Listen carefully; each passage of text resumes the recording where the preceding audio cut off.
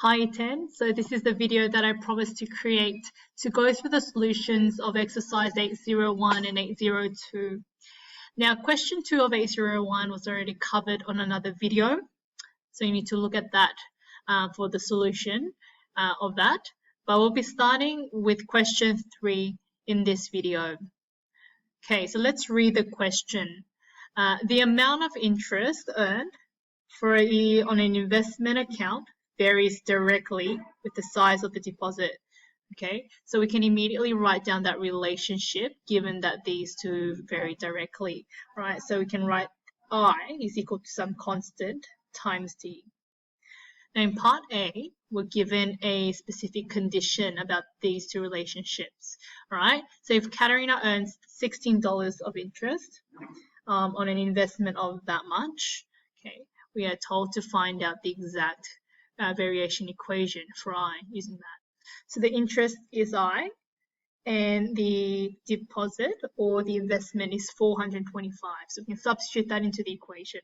So we have 16 is equal to K times D, which is 425. And we can solve for that by dividing out the 425. Okay, and that gives us K is equal to that fraction. Now, if I put that into a calculator, I get a very long decimal number. Okay, because I don't want to round off this number, okay, because I am probably going to use that in the next parts of my question.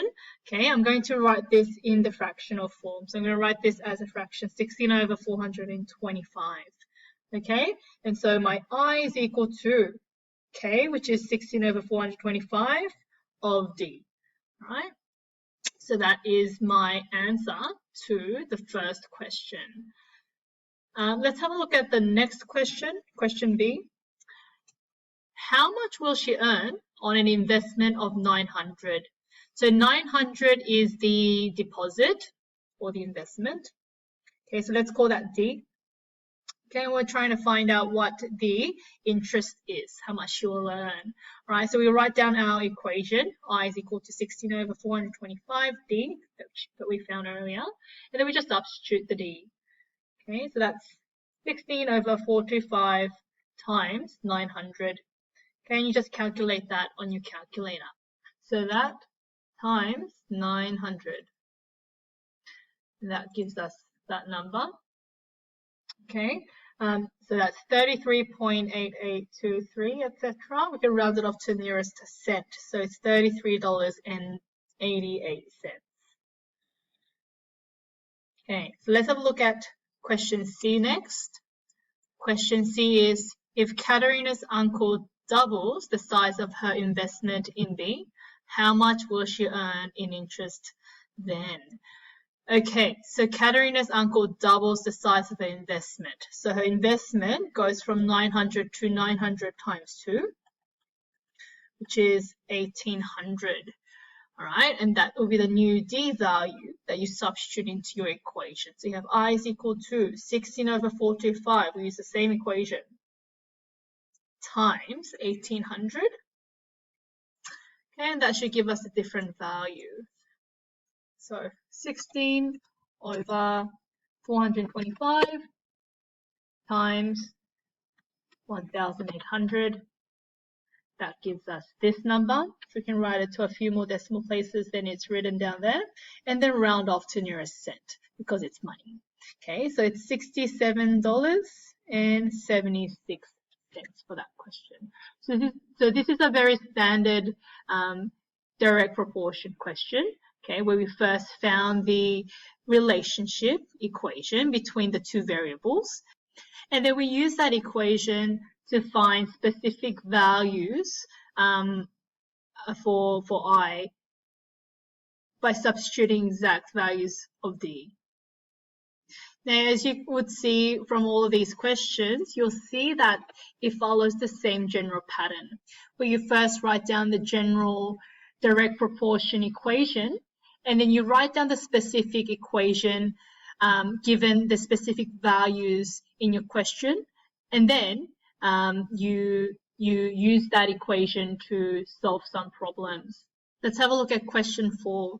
So we're told that S, some variable S, varies directly with T. So this is the key word, to saying that the two variables s and t, okay, have this kind of relationship as an equation. All right, we're told if t is 14 when s is 106.4, what is the value of s when t is a specific value? All right, so unlike the previous question, okay, they haven't broken down the question for me here, but that's all right. I follow the same steps as I've done earlier. So first write down the relationship equation, the general one. The first variable is equal to k times the second variable. Okay, now that's a smaller t, so I'm going to write that as a small t to be consistent.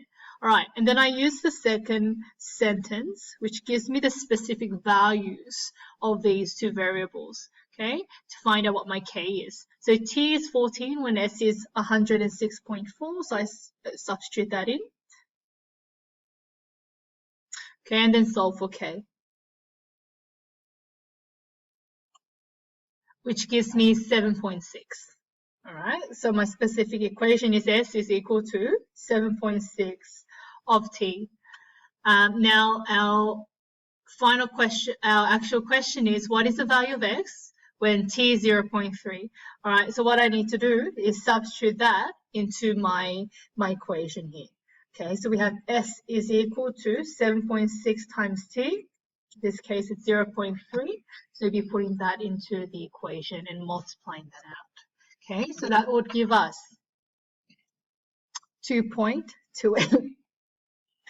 All right, which is A. All right, let's have a look at the next question. Okay, so again, you'll be able to see that the solution process is not so much different to what we've done earlier. Okay, so in this question, we're told the weight of an astronaut on Mars is proportional to his weight on Earth. A 72 kilogram astronaut weighs 27.4 kilograms on Mars. Okay, so using that first sentence, we can even write down the equation to start off with. Okay, so let's call the weight of the astronaut in Mars m and the weight on Earth e. Okay, so we're told these two are proportional to one another. So I can write down the general equation. The first variable is equal to k times second variable. Okay, and I can use the second sentence, which gives me the specific values of these two variables at the same time. Okay, so a 72 kilogram astronaut on Earth, E, weighs 27.4 on Mars.